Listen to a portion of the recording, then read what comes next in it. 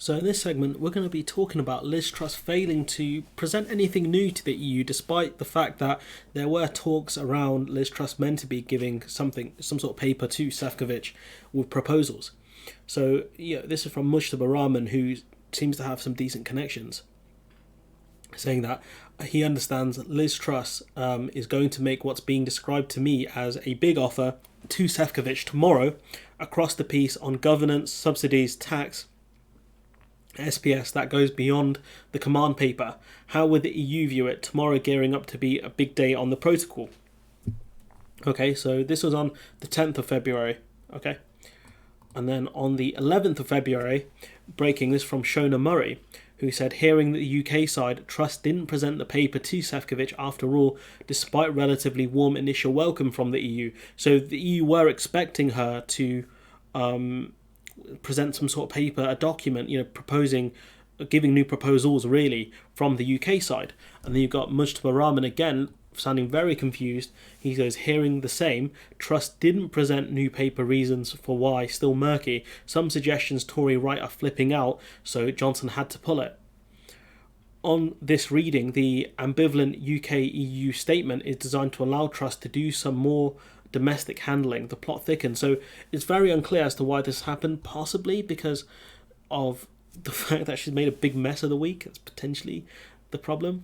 The shortest ever joint EU-UK statement following a round of protocol talks between Truss and Sefcovic.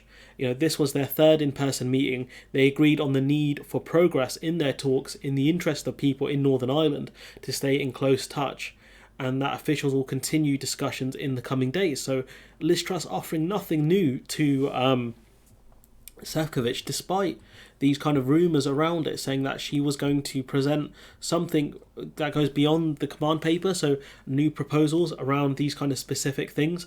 Very strange stuff.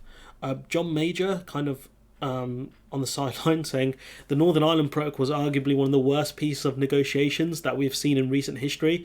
It does help if you sign treaties, if you understand them before you sign, which is true. Very strange though, don't you guys think that this has happened? I don't think there's anything more here that I wanted to talk about, but essentially, Liz Truss had a very rough week despite doing her best Thatcher tribute act. She got bodied by Sergei Lavrov. Lavrov made her look like a real lightweight, and then it turns out she didn't actually have anything ready for Sefcovic, despite there being rumours around this, and rumours aren't the strongest thing, but they had an in-person meeting. It resulted in nothing.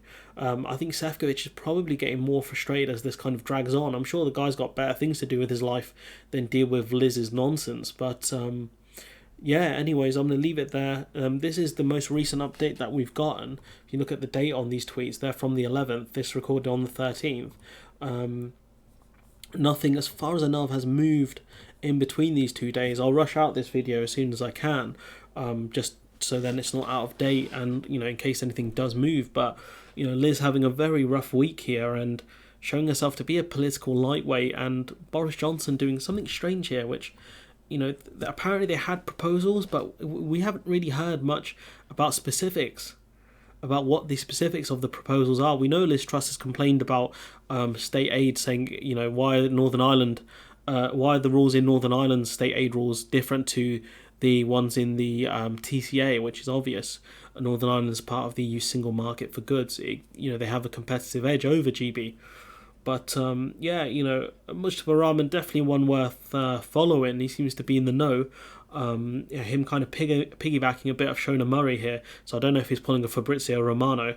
If you know, you know. But anyways, I'm going to leave it there. Let me know what you think in the comments below. Like, comment, share, subscribe. Support the channel on Patreon if you can. And hopefully I'll see you in the next one.